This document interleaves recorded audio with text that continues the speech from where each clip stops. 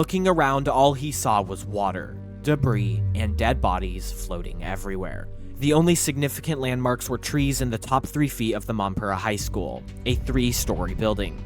But Hai heard his uncle and aunt yelling for help trapped in their home, so he jumped into the flood and swam to their house. He got on top of the house and ripped a hole into the roof and helped them escape. He asked where everyone was, and his uncle yelled that they were all gone. But in true and utter annoyance and lack of care, the storm would not wait for Hai and his uncle to mourn the deaths of their family, because somewhere far over the ocean, an angry growl presented itself over the sky. Like a group of diesel trucks starting up all at the same time, the storm had returned. Hai and his uncle and aunt all gripped tightly onto tall trees, and gusts of winds were hitting back at 150 miles per hour. They dug their scratched and cut arms into the tree's bark, holding on for dear life, and stayed there in the winds and rain, gripping as hard as they could for the entire night. And at 4 in the morning, the cyclone's outer edges would pass Mampura, and Hai would plop down onto the faint bits of his roof that finally showed out of the water. He laid there completely motionless, with the bodies of his entire family floating in the water below him.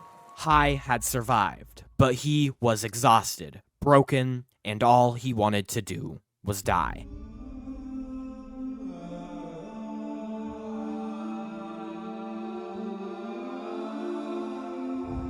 After the Bhola Cyclone came to an end, Hai's Mampura recorded that 40,000 of the 50,000 residents were all dead. The floods would recede and the hundreds of miles of destroyed land became visible. Hundreds of thousands of bodies were washed out into the Bay of Bengal. 90% of all of the homes were destroyed. All of the millions of people along the shore and in the country of Bangladesh experienced the exact same thing as Hai. The flooding, the holding onto trees and hoping for survival, and the lack of preparation due to lack of information from central Pakistan. Everyone that survived was absolutely heartbroken and understandably, beyond their retching guts, absolutely furious at the central Pakistani government for the lack of information.